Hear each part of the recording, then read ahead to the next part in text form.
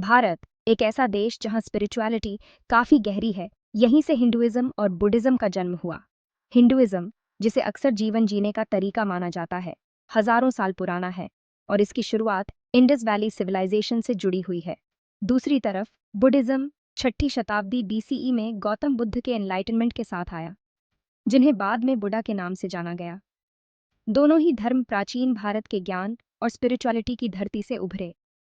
उनकी सामाजिक व्यवस्था, सांस्कृतिक परंपराएं और दार्शनिक विचार भी एक जैसे थे। ये समीपता उनके संबंध को समझने के लिए बहुत इंपॉर्टेंट है। कल्पना करो, दो पेड़ साइड बाय साइड उग रहे हैं। उनकी जड़ें एक ही मिट्टी में लिपटी हैं, लेकिन उनकी शाखाएं अलग अलग आसमान की तरफ बार आच रही हैं।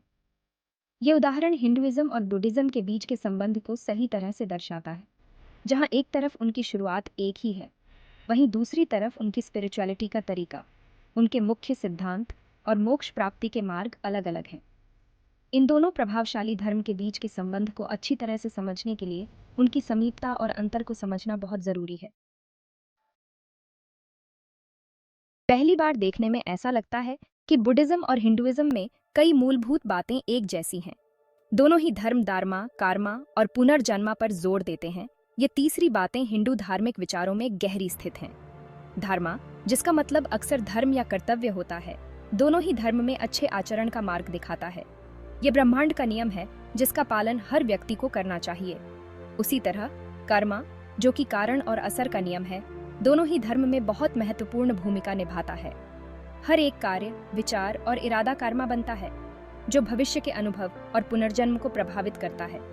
दोनों ही धर्म मानते हैं कि इंसान संसारा के चक्र में बंधा हुआ है, जो कि जन्म, मृत्यु और पुनर्जन्म का अनंत चक्र है, जिसे कर्मा चलाता है। ये समीपता अक्सर इस भ्रम पैदा करते हैं कि बुद्धिज्म हिंदुइज्म की एक शाखा है।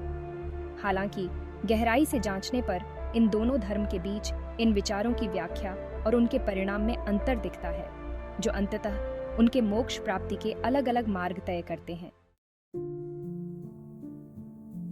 कुछ मूलभूत बातों में समीपता होने के बावजूद बुद्धिज्म और हिंदुइज्म अपने मुख्य सिद्धांतों में काफी अलग हैं। उनके बीच एक प्रमुख अंतर ईश्वर और ईश्वरवाद की अवधारणा है। हिंदुइज्म अनेक देवताओं को मानता है, जहां ब्राह्मण, जो कि परम सत्य है, सब कुछ है। दूसरी तरफ बुद्धिज्म को निरीश्वरवादी माना जाता है, क्योंकि ये किसी निर्माता ईश्वर की पूजा में विश्वास नहीं रखता है। एक और प्रमुख अंतर आत्मा की समझ को लेकर है। हिंदुइज्म आत्मा के अस्तित्व को स्वीकारता है, जो कि एक अनंत, अभेद्या आत्मा है जो कई जन्मों तक यात्रा करती है।